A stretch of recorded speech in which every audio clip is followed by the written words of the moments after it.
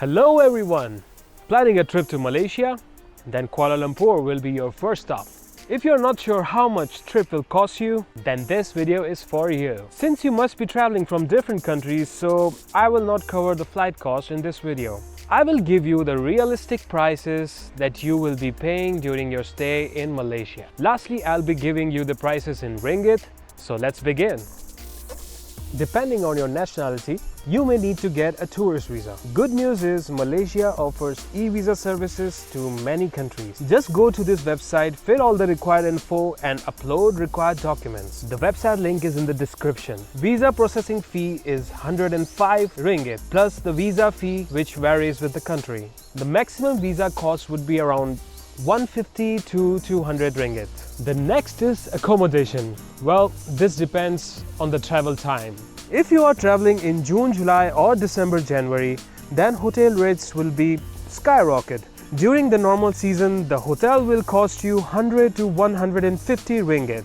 In Malaysia, there is a tourism tax that you need to pay at your hotel. Per night tax is 10 ringgit. Also, the deposit upon check-in is common in Malaysia, which will be 100 to 200 ringgit. You will get this money back upon checkout, so consider these extra costs. Third most important expense you need to consider is food, which I think should not be too high. Malaysian food is normally cheap unless you go to a hi-fi restaurant. A meal will cost you 20 to 30 ringgit if you buy street food or from local shop. You can spend as high as 75 ringgits on food. Now the money you need to calculate is for the fun and activities. There are so many places in Kuala Lumpur, but let's not talk about this right now. I'll make a separate video on it. But you may need to consider budgeting for it.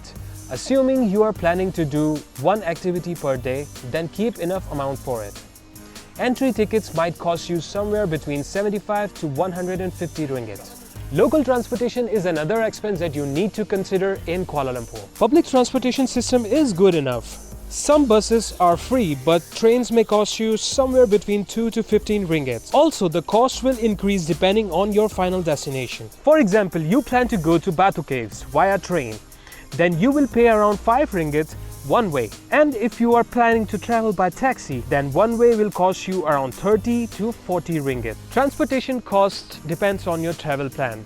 So consider at least 40 ringgits for your transportation per day. Other miscellaneous expense that you need to consider is for the snackings, drinks and medicines, etc. When I went to Malaysia, I had to pay for these unnecessary expenses. So keep aside about 100 ringgit for miscellaneous costs. So these are the total expenses that you should consider for one day in Kuala Lumpur. I hope you liked this video. Please subscribe and hit that bell button so you stay updated on more travel tips and guides.